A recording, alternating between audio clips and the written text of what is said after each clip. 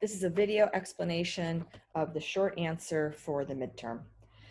Number one is a piecewise function. So I want to graph the absolute value of x plus 2 minus 3, where x is less than negative 2. I'm going to start there. This is a v, absolute value is a v, and this is shifted left 2, down 3. So that's going to be my vertex, but you need to be careful of where it falls in the domain. Okay, so left 2, down 3.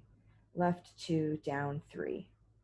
If x is negative 2, I'm starting with kind of, so to speak, the endpoint, not included. So it's an open circle.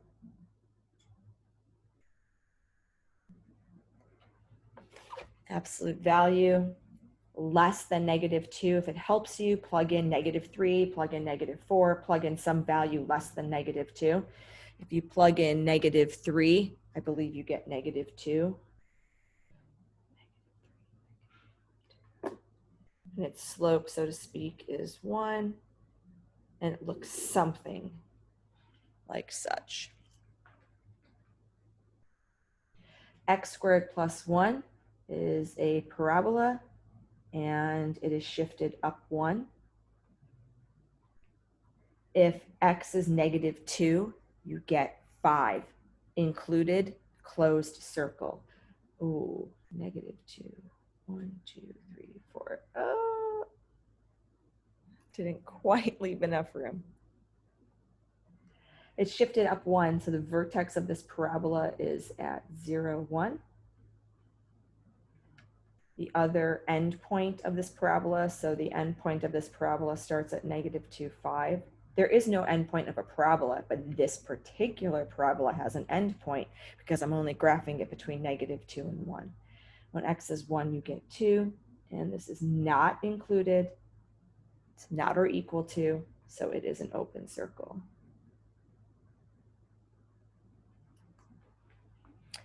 When x is greater than 1, you get 4, which is a horizontal line. Greater than 1, 1, 2, 3, 1, 2, 3, 4. Not included, open circle, and because it's an open circle for all values of 1, this is going to not be included in the domain.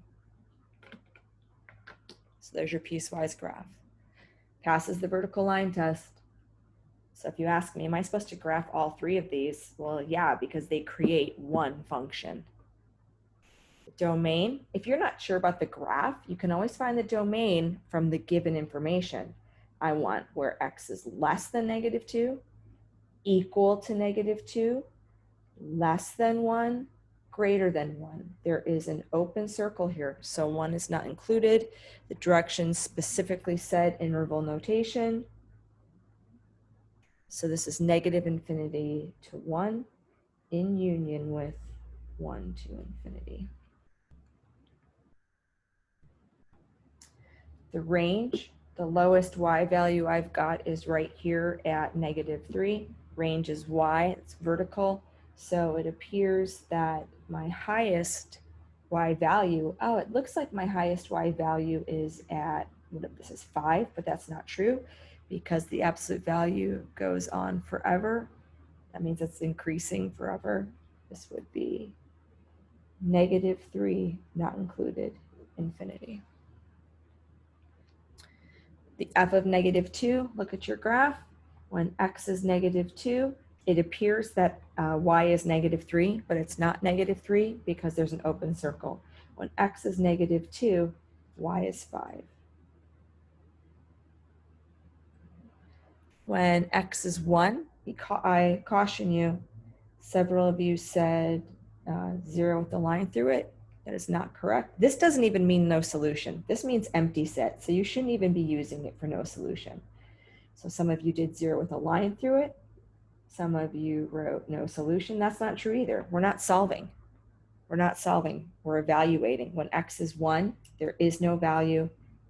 This is undefined.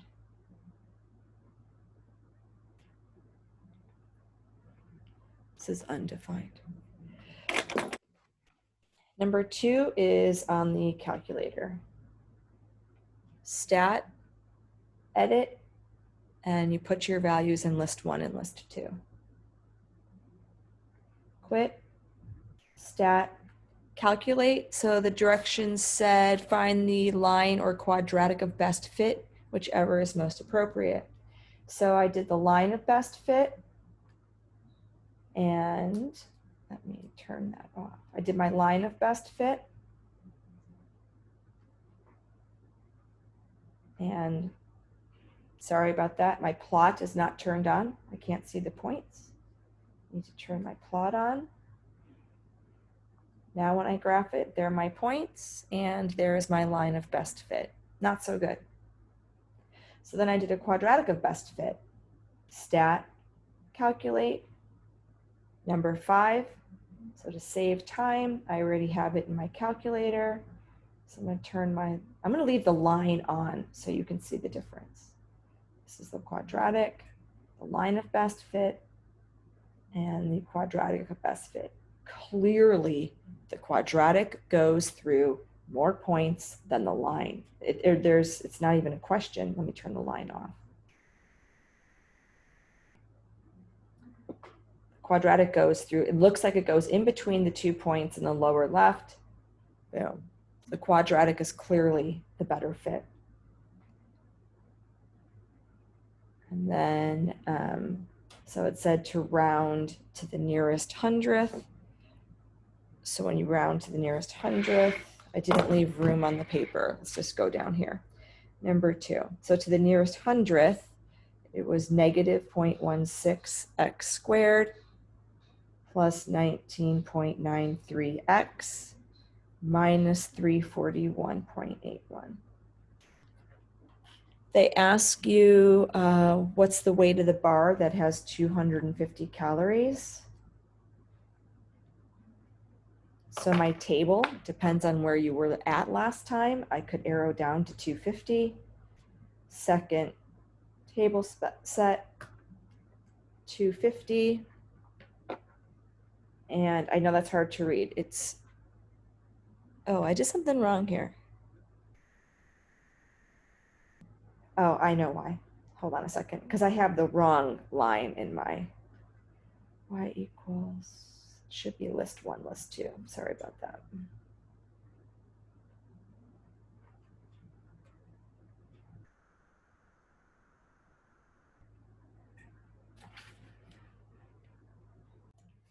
My apologies, I misread the problem. They ask you to, the number of calories if the bar weighed 60 grams. So this should be 60.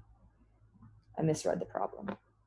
And it says in the directions, round to the nearest whole number. So to the nearest whole number, it would be 281.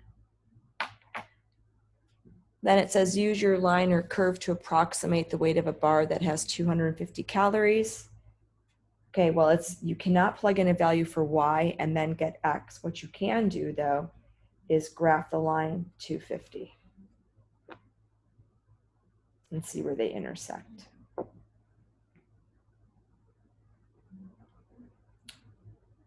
So I'm going to do second trace, 5 to see where they intersect,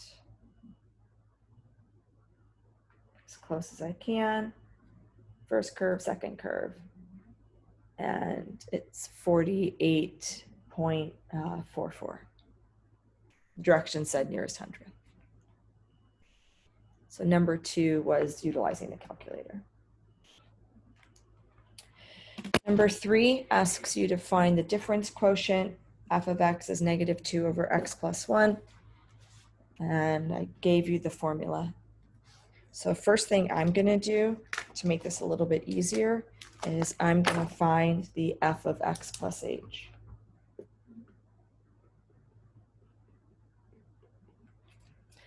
The f of x plus h is negative 2 over x plus h plus 1. X comes out, x plus h goes in. So I'm going to plug into the formula.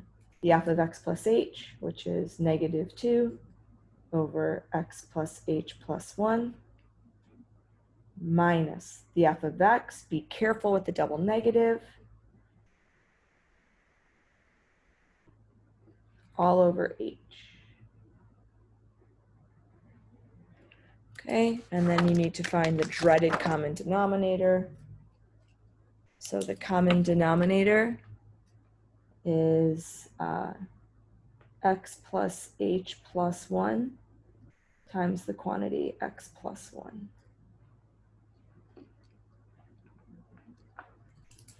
So that's going to give me negative 2 times the quantity x plus 1.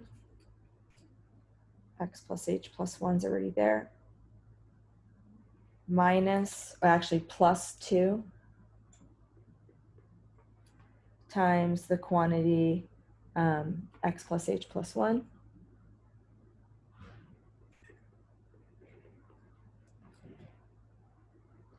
All over x plus h plus 1 times x plus 1. And that whole thing is over h. So I don't like that. So instead, I'm going to multiply by the reciprocal, which is 1 over h.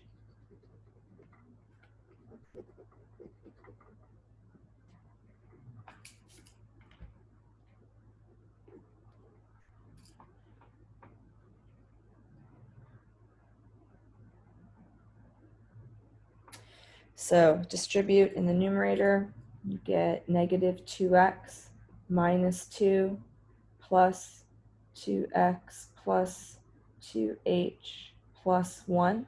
Distribute in the numerator, all over h times the quantity x plus h plus 1 times the quantity x plus 1.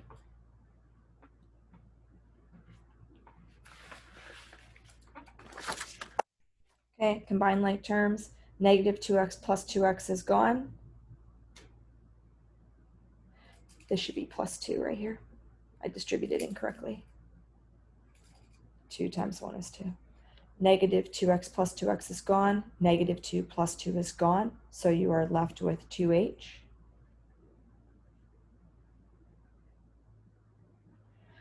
Over h, x plus h plus 1, x plus 1.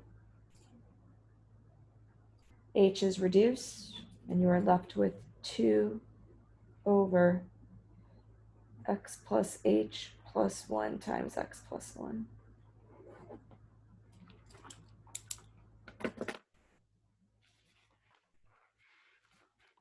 Okay, the farmer problem, number 4.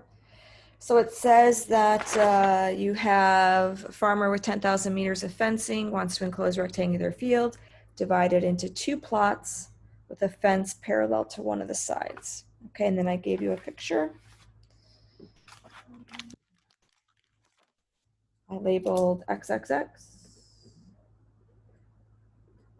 and I did YY. And if you did it the other way, if you interchanged X and Y, it still works. I have 10,000 yards, so 3X plus 2Y equals 10,000. You have 10,000, that counts as your perimeter. So when you go all the way around, and then you have to include this extra side. And then it says, right, area. So area is, in this case, X times Y, length times width. So I solved for Y.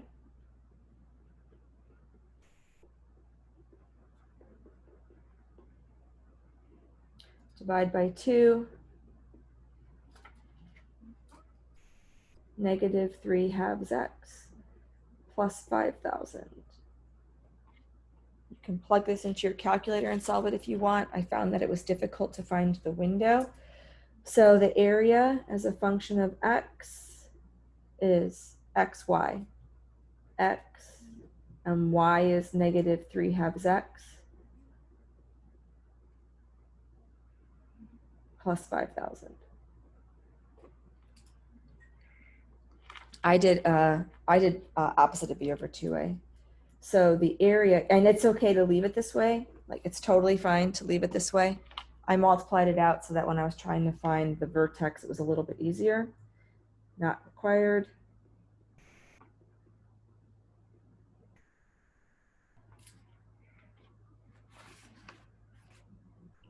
So opposite of b over 2a, you can totally use the calculator. I thought that it was difficult to find the window, so I was like, forget that. I'm just going to do opposite of b over 2a. So that's negative 5,000 over 2 times negative 3/2, which ends up being approximately 1,667, feet or meters? Meters. Okay, but the directions said, what's the largest area? So you're going to plug in 1,667. You should be using 1,666.67.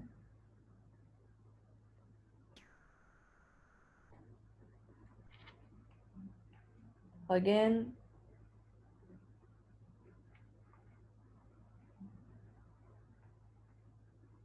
Sorry, I'm out of room. Negative 3/2 x squared plus 5,000 x, or again, use your calculator, and you end up with 4,166,167 meters. So this was part A and this was part B.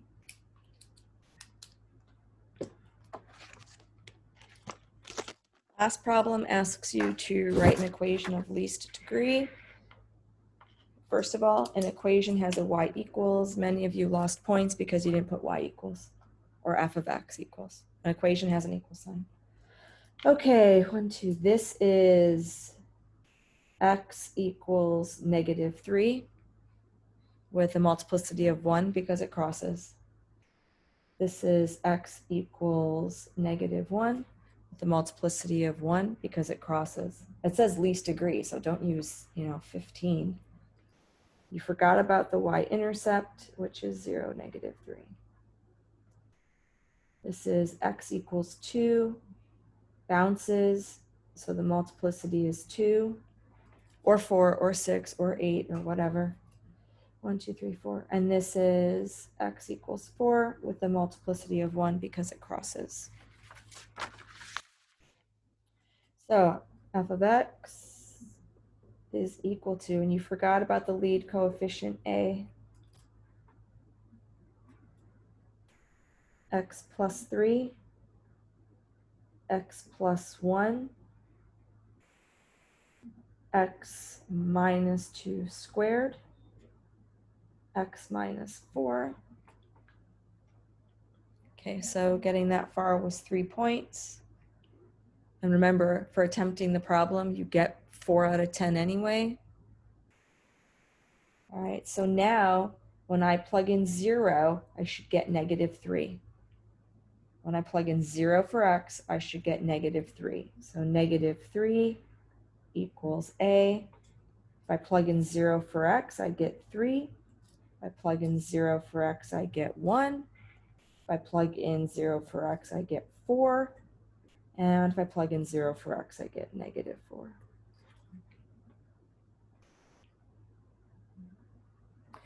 I believe this is negative 48. So negative 3a equals negative 48a. A is 1/16.